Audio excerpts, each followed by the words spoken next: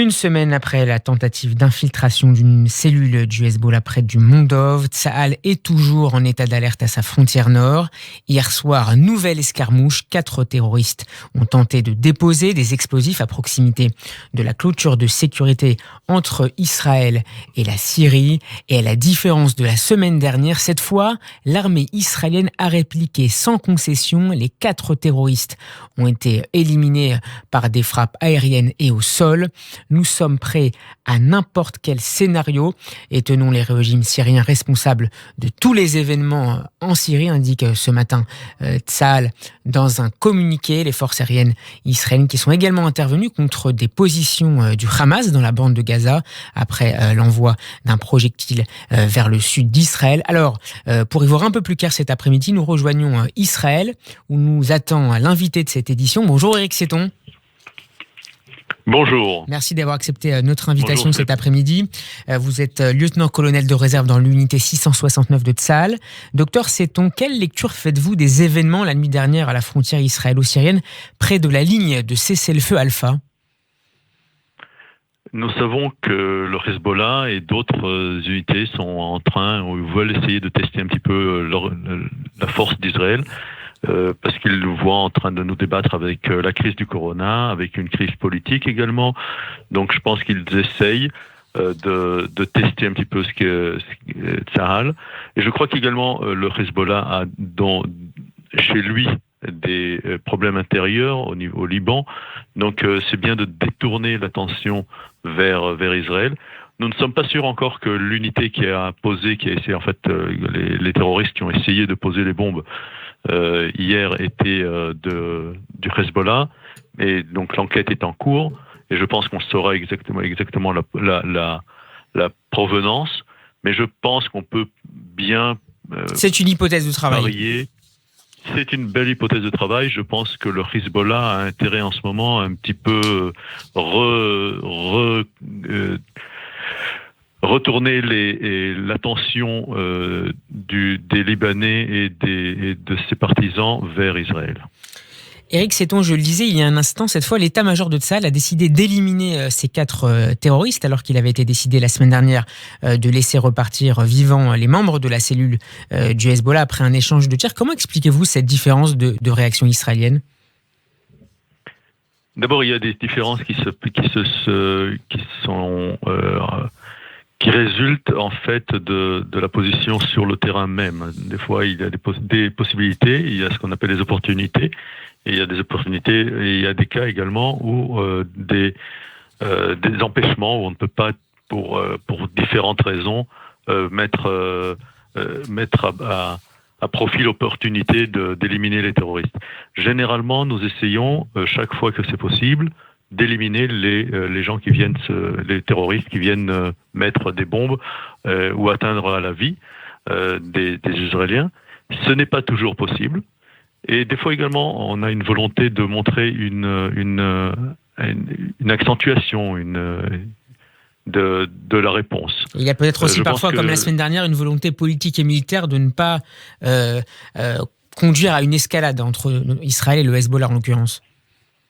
Tout à fait. Donc également en sachant que lorsqu'il y a eu l'élimination par erreur en fait d'un membre du Hezbollah, Israël a présenté tout de suite à Damas et présenté en disant nous n'avions aucune volonté de l'éliminer, c'était quelque chose qui a été fait, un dommage collatéral en fait.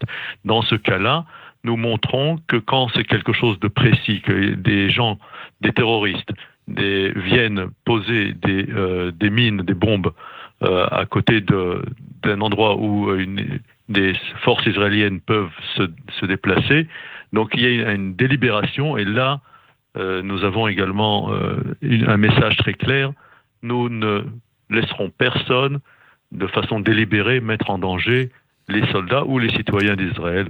Donc c'est un message également bien clair. Justement, Éric Setton, on dit que Tsahal se prépare à une autre opération du Hezbollah, bon que ça ne soit celle d'hier soir, en riposte, donc vous le disiez à l'instant, à l'élimination d'un membre de l'organisation chiite à Damas il y a 2 semaines.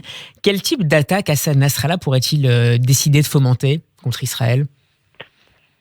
Il y a plusieurs possibilités. Il y a des attaques qui peuvent être sur la frontière, des attaques qui peuvent être à l'aide de missiles, ou des attaques qui peuvent être également à l'étranger, vis-à-vis de cibles israéliennes. Donc il a un éventail de possibilités. Et c'est également une gradation des attaques. C'est-à-dire une attaque sur la frontière, c'est considéré comme quelque chose de plus, peut-être, je dirais pas mineur, mais de moins grave. Une attaque par missile, c'est déjà un effet beaucoup plus important, et une attaque à l'étranger, c'est également un casus belli beaucoup plus grave. Donc je pense qu'il a plusieurs possibilités. Je ne crois pas qu'il va faire quelque chose de plus important peut-être un petite heure à la frontière pour essayer de montrer qu'il a encore qu'ils ont encore la main et qu'ils sont encore dans le jeu. Et c'est ce qui explique peut-être d'ailleurs le choix la semaine dernière de cibler le Hardov, qui est une zone contestée par les deux pays, enfin le Liban et Israël. Un dernier mot, Éric Setton. Le Hardov, oui. Pardon, sur la situation dans le sud avant de nous quitter. Tsahal a donc visé dans la nuit plusieurs positions du Hamas dans la bande de Gaza, une réaction au tir d'un projectile contre les localités limitrophes israéliennes. Est-ce qu'une escalade est possible à court terme entre Israël et le Hamas, ou peut-on supposer qu'une autre organisation terroriste gazaoui est à l'origine de ce tir ? C'est toujours possible. Je crois que Gaza, le Hamas maintient sa main sur Gaza, mais il y a d'autres groupes, le groupe islamique, et donc qui ont la capacité de créer des tirs qui sont généralement beaucoup moins précis que ceux du Hamas, et qui mettent en fait toujours, essayent de tirer leur épingle entre le Hamas et Israël. Donc je ne sais pas également là, nous ne savons pas également quelle est vraiment l'origine de ces tirs. Donc nous saurons ça dans les heures ou dans les jours qui suivent. Mais généralement, nous tenons responsable le Hamas de tout ce qui se passe dans la bande de Gaza, tout en sachant que des fois, des unités du groupe islamique essayent de tirer et de créer un processus de guerre, ou pas de guerre, mais un processus d'envenimation entre Israël et le Hamas. Je pense que le Hamas également a reçu un message très clair en disant nous répondrons de façon très claire et très rapidement à toute attaque. Je ne vois pas l'intérêt pour l'instant au Hamas d'envenimer et de rentrer dans un processus de guerre avec Israël. Merci Éric Setton d'avoir été mon invité. Bien sûr, en Israël, oui. Nous n'avons pas l'intérêt également actuellement. Merci beaucoup Éric Setton d'avoir été mon invité cet après-midi. Bon après-midi et à bientôt sur Radio J. Merci à vous. À bientôt. À bientôt. Radio J, 14h11 et la suite de l'actualité israélienne avec Steve Nadjar. C'est un Benjamin Netanyahou qui a ouvert ce midi la nouvelle réunion du cabinet Corona israélien. Le taux d'infection au virus en Israël est l'un des plus élevés au monde, a déclaré le Premier ministre israélien, et c'est une mauvaise nouvelle. Seule lueur d'espoir, l'État hébreu se trouverait actuellement sur un plateau, selon Benjamin Netanyahou, avec une stabilisation du nombre de contaminations par jour. Les derniers chiffres publiés par le ministère de la Santé pour les dernières 24 ans marque d'ailleurs un net recul, mais c'est la conséquence de la baisse du nombre de dépistages tous les week-ends dans le pays. Précisément, 713 nouveaux malades ont été enregistrés hier, ce qui porte le bilan de nombre de cas actifs à un peu plus de 26 000 personnes. 741 personnes sont décédées dans le pays depuis le début de l'épidémie. Et selon un sondage publié par Israël Hayom aujourd'hui, 30% des Israéliens ne porteraient pas de masque. Pourtant, l'une des mesures barrières les plus efficaces contre la Covid-19, le coronavirus qui est une nouvelle fois la une des médias israéliens. Revue de presse signée Olivier Granilic en partenariat avec Studio Kaïta. Commençons cette revue de la presse par le Israël Hayom avec un titre en forme d'avertissement ce matin signé par Amnon Lord, un des plus importants éditorialistes du quotidien, La Révolution aux couleurs de la protestation. Ce titre ce matin, Amnon Lord, est d'expliquer que cette protestation, ces manifestations qui ont lieu ces dernières semaines n'ont rien d'une protestation sociale. Les manifestants se servent de cette situation, de la situation économique pour organiser un putsch, une révolution. En 2020, ce n'est pas une protestation, écrit Amnon Lord, mais une technologie de destruction sociale, exploiter une urgence épidémique pour placer des explosifs dans les joints sensibles de la société israélienne, écrit donc ce matin le journaliste du Israël Hayom. Il raconte comment, en se promenant dans les rues de Jérusalem pendant les manifestations de samedi, il a vu, selon lui, la haine dans les yeux de certains manifestants. C'est le message que le Premier ministre a aussi transmis hier au cours d'une conférence de presse avec le ministre de la Santé.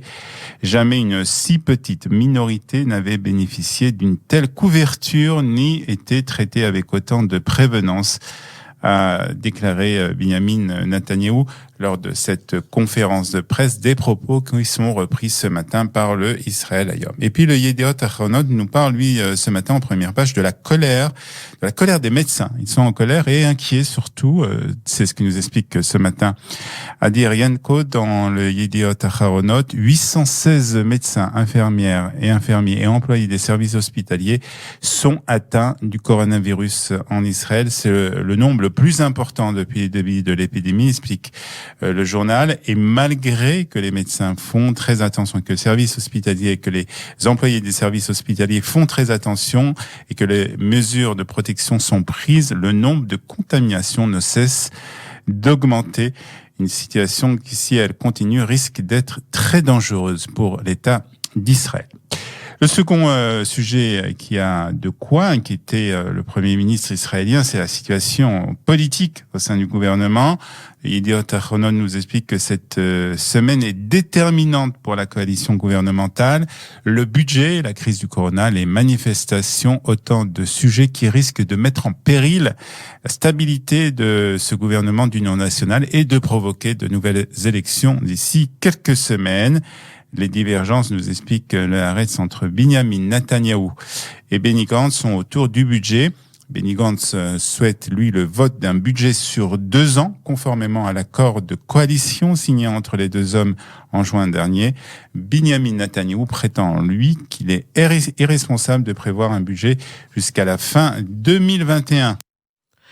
Et j'ajoute dans ce dossier que le monsieur Corona israélien, le professeur Roni Gamzo, autorise aujourd'hui l'entrée sur le territoire israélien de plusieurs milliers d'étudiants étrangers. Une grande majorité d'entre eux rejoindront les bancs des maisons d'études et les yeshivot, et ce après une mise en quarantaine de 2 semaines. 14h15, on marque une pause et on se retrouve dans un instant pour la suite de ce journal magazine. Vous êtes bien sûr Radio J, à tout de suite. Et on ouvre, Philippe, cette deuxième partie avec l'actualité internationale et cette démission du ministre des Affaires étrangères libanais. Nassif Hiti a annoncé aujourd'hui qu'il jetait l'éponge face aux divergences de vues avec son Premier ministre Hassan Diab. Démission acceptée ce midi par le chef du gouvernement, que la communauté internationale et notamment la France appelle à lancer en urgence des réformes structurelles pour sauver son pays de la banqueroute. On s'envole maintenant aux États-Unis. Bonjour Eric Haddad. Bonjour Steve.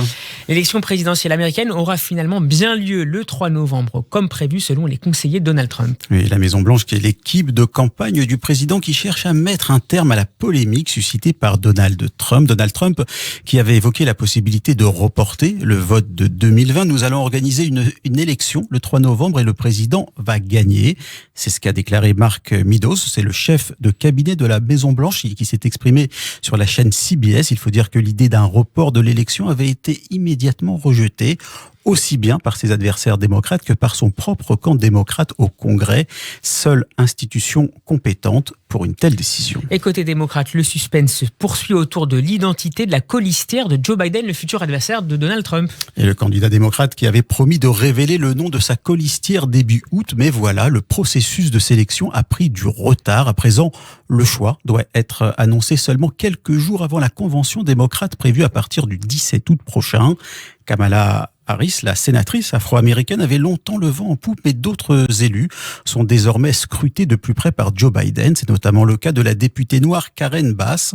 Son profil semble tellement en bonne position que l'équipe de campagne de Donald Trump s'en est pris à elle en révélant des voyages qu'elle a effectués à Cuba durant sa jeunesse. Une campagne, Eric, qui est déjà marquée par la crise de la Covid-19. Selon une conseillère de la Maison-Blanche, le coronavirus aux États-Unis est entré désormais dans une nouvelle phase. Et c'est ce qu'a estimé Deborah Birx, une conseillère spécialisée auprès de la Maison-Blanche. Selon elle, le virus est désormais présent aussi bien dans les zones rurales qu'urbaines.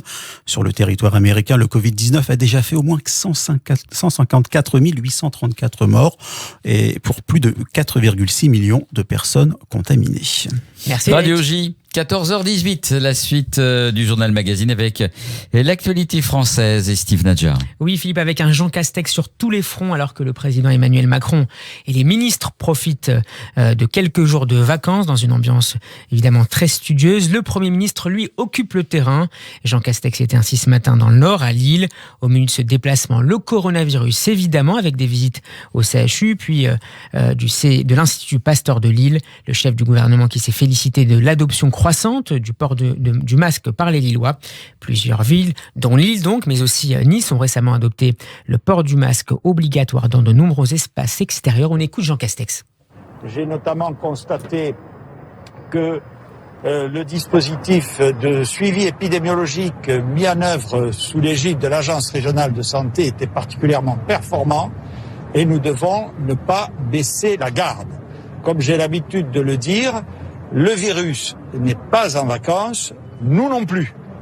Et je le fais depuis le début de ma prise de fonction, comme le faisait mon prédécesseur. J'appelle chaque Française, chaque Français, chaque personne à rester très vigilant, car la lutte contre ce virus, la lutte contre cette maladie dépend bien sûr de l'État, bien sûr des collectivités locales, bien sûr de toutes les institutions qui sont mobilisées, mais dépend aussi de chacune et chacun d'entre nous. Et selon le Point de Santé publique France, le nombre de clusters dépasse la situation à la levée du confinement dans le pays. Au total, 658 clusters ont été détectés. Un tiers sont en cours d'investigation, dont encore un tiers avec une criticité élevée.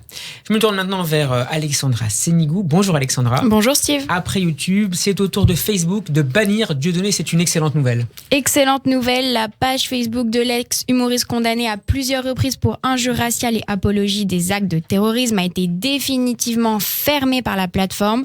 Elle comptait plus d'1 million d'abonnés. Le réseau social a annoncé ce lundi avoir définitivement banni Dieudonné de Facebook et Instagram pour contenu se moquant des victimes de la Shoah et termes déshumanisants à l'encontre des Juifs. Dieudonné était suivi par près de 1,3 million de personnes sur Facebook et comptait 400 000 abonnés sur sa chaîne YouTube. Alexandra, ce n'est pas la première fois que Facebook supprime de tels comptes. Et oui Steve, sous la pression de plusieurs boycotts publicitaires de marques comme Coca-Cola ou Adidas, Mark Zuckerberg semble vouloir passer à la vitesse supérieure en termes de haine en ligne. Facebook avait déjà banni de sa plateforme des personnalités d'extrême droite à l'image d'Alain Soral ou des organisations telles que Génération Identitaire. Dieudonné a été plusieurs fois condamné par la justice pour ses propos haineux. Je le rappelle, en novembre, il avait écopé de 9 000 € d'amende pour complicité d'injures à caractère antisémite après la publication d'une vidéo et d'une chanson intitulée « C'est mon Shoah ». Alexandra, vous restez avec nous pour la météo. Quelles sont les prévisions de cet après-midi ? Aujourd'hui en Ile-de-France, quelques averses pourront s'installer avec 22 degrés cet après-midi à Paris. La bonne nouvelle, c'est que ce lundi, on note une nette baisse des températures, un temps plus respirable que la semaine dernière.